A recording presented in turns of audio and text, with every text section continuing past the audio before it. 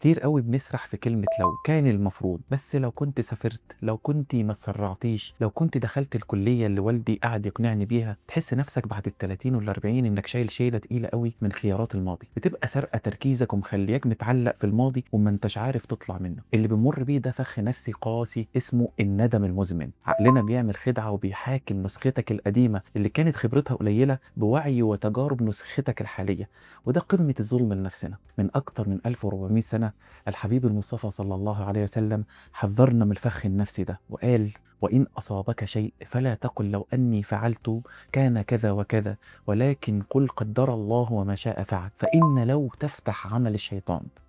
علماء النفس النهاردة بيسموا التسليم ده القبول الجذري.